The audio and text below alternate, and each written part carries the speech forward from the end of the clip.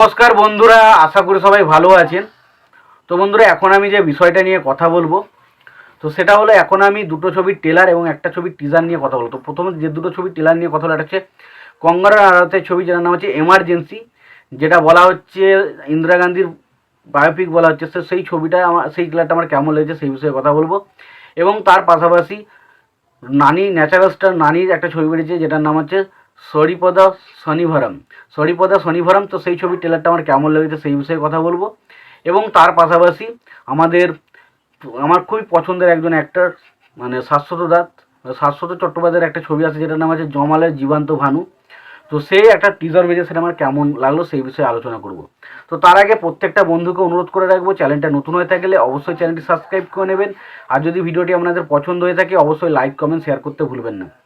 তো প্রথমে দেখুন, যে বিষয়টা নিয়ে আমি প্রথমে কথা বলবো সেটা হচ্ছে জমালয়ের জীবন্ত ভানু। তো এটা একটা ঠিক টিজার বলা যাবে না, কারণ এই খুব অল্প সময়ের মধ্যে টিজারটাকে দেখানো হয়েছে, যেখানে আমরা 38 সেকেন্ডের মতো একটা টিজার দেখতে পাই এবং সেখানে হয়তো দু একটা সংলাপই আমরা শুনতে পাই। তো এর থেকে বেশি কিছু আমরা শুনতে পাই না।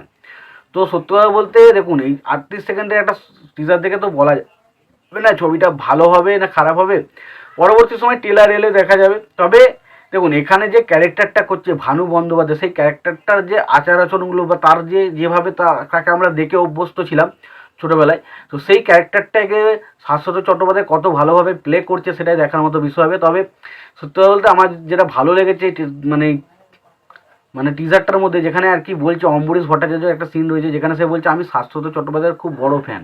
তো তখন সে বলছে শুয়োরের বাচ্চার, তো সেই যেখানে যে মানে ডায়লগটা দেয় এবং সেখানে যে সেই জায়গাটা খুব মজা লাগে। এবং পাশাপাশি আমরা শাশ্বত চট্টোপাধ্যায়কে একটা মেয়ের মতো করে সাজতে দেখি এবং সত্যি বলতে তাদের যে ক্যামেরার যে অ্যাঙ্গেলটা, কোনো কিছু জায়গায় দেখুন রঙিন দেখানো হচ্ছে, কিছু জায়গায় সাদা দেখানো হচ্ছে, ফলে এটা তো একটা ছবির ব্যাকড্রপ হিসাবে তো দেখানোই যেতে পারে। তো ওভারঅল এই ছবিটা যে প্লট লাইন সেটা তো আমরা বুঝতে পারছি যে এখানে ভানুর যে ক্যারেক্টারটা সেটা অলরেডি জমালয়ে চলে গেছে।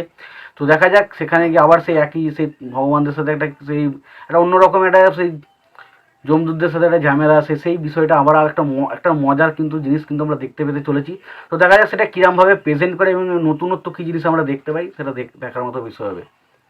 এরপর যে ট্রেলারটা নিয়ে কথা বলবো সেটা হচ্ছে সরিপদ শনিভারাম বলে যে ট্রেলারটা এসেছে, যেখানে আমরা নানি এবং সূর্যাকে একসঙ্গে দেখতে চলেছি। তো প্রথমে যে ট্রেলারটা হয়েছে সেই ট্রেলারটা দারুণ লেগেছে, এক কথায় বলতে গেলে ট্রেলারটা দারুণ ছিল। প্রথমে আমরা সূর্যার সম্পর্কে ইন্ট্রোডাকশন জানতে পারি, সূর্যা কি, সূর্যা যে একটা পুলিশের ক্যারেক্টার আমরা দেখতে পাই, যে সূর্যা একজন ভালো পুলিশ অফিসার।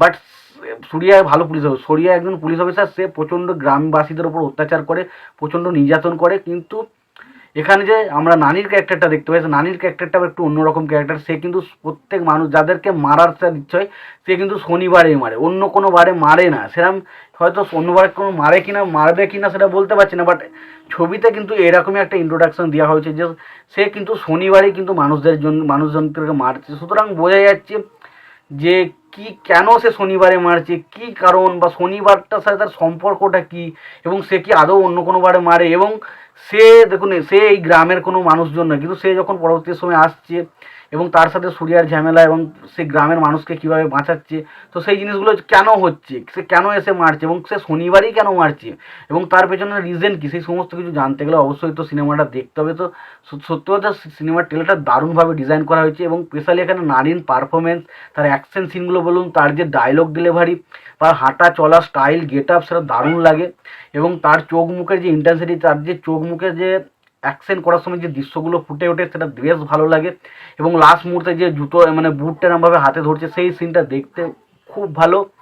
এবং তার পাশাপাশি যদি আমি ব্যাকগ্রাউন্ড স্কোরের কাজ বলি, ব্যাকগ্রাউন্ড স্কোর আমার সত্যি কথা যে খুবই ভালো লেগেছে এবং যে লোকেশন বা জায়গাগুলো শ্যুট করেছে সেটাও দেখতে মোটামুটি ভালো লাগছে। তো এক কথায় বলতে গেলে সরিপদ শনিভারাম এটা একটা দারুণ ট্রেলার হয়েছে। তো দেখা যাক এখন বক্স অফিসে ছবিটা সফল হয় কিনা, সেটা সময় বলবে। এবং এবার যে ট্রেলারটা নিয়ে কথা বলো সেটা হচ্ছে এমার্জেন্সি। তখন এমার্জেন্সি ট্রেলারটা সম্বন্ধে বলা কিছু সম্ভব নয়, তবে এটুকু জায়গায় বোঝা যাচ্ছে এই যে ছবির ট্রেলারটা এটা কিন্তু পুরোপুরি যে ইন্দিরা গান্ধীর বায়োপিক এটা কিন্তু নয়। কারণ ইন্দিরা গান্ধীর সময় যে পলিটিক্যাল যে বিষয়বস্তুগুলো ছিল সেই বস্তুটাকে কিন্তু মনে হচ্ছে সিনেমার মধ্যে তুলে ধরা হবে। এবার কী অ্যাকচুয়ালি তুলে ধরা হবে সেটা কিন্তু সিনেমা না দেখলে বোঝা যাবে না। তবে এখানে একটা কথা বলতে পারি, ছবিতে কাস্টিং কিন্তু বেশ ভালো হয়েছে, অনুপম খের রয়েছে এবং এখানে সত্যি বলতে ইন্দিরা গান্ধীর ক্যারেক্টারে সত্যি কঙ্গনা রানাওয়াতকে দারুণ মানিয়েছি। তবে শুধু মানালেই তো হবে না, ছবিটা কতটা ভালো হচ্ছে এবং ছবিটা আদৌ প্রোপাগান্ডা কোনো জিনিস হচ্ছে সেটা দেখার মতো বিষয় হবে। তবে আমার যেটা মনে হলো এই ছবির মধ্যে মানে বায়োপিকের থেকে পলিটিক্যাল অ্যাঙ্গেলটাকে বেশিভাবে দেখানো হবে এবং পলিটিক্যাল বিষয়বস্তু কিন্তু ছবির মধ্যে তুলে ধরা হয়েছে এবং আমরা শ্যাম বাহাদুরের যে ক্যারেক্টারটা সেই বিষয়টা কিন্তু ছবির মধ্যে থাকতে চলেছে এবং তার পাশাপাশি আরও কিন্তু যে আমাদের যে পলিটিক্যাল অ্যাঙ্গেল এবং দেশের সেই সময় যে বিভিন্ন রকম যুদ্ধ হয়েছিল বা বিভিন্ন রকম যে ষড়যন্ত্রগুলো চলতো সেটা নিয়েই মনে হচ্ছে ছবিটা হতে চলেছে।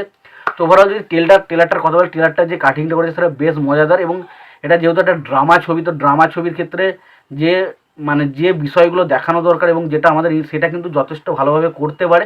তবে এখন দেখার মতো বিষয় যে ছবিটা মানুষজন দেখে কিনা এবং ছবিটা যে বিষয়বস্তুটা দেখাচ্ছে সেটা কি আমাদের কতটা জাস্টিফাই করে সিনেমাটা দেখে, সেটাই দেখার মতো বিষয়। তো এই ছিল মোটামুটি এই বিষয়গুলো নিয়ে আপডেট। তো তোমাদের এই বিষয়ে কি মতামত রয়েছে তোমরা জানিও। তোমাদের যদি ভিডিওটি পছন্দ হয়ে থাকে লাইক কমেন্ট শেয়ার করে দিও। চ্যানেলটা নতুন হয়ে থাকলে অবশ্যই চ্যানেল সাবস্ক্রাইব করে নিয়ে পাশে বেল আইকনটা অবশ্যই প্রেস করে দিও। ভালো থেকো, সুস্থ থেকো, দেখা হচ্ছে পরের ভিডিওতে।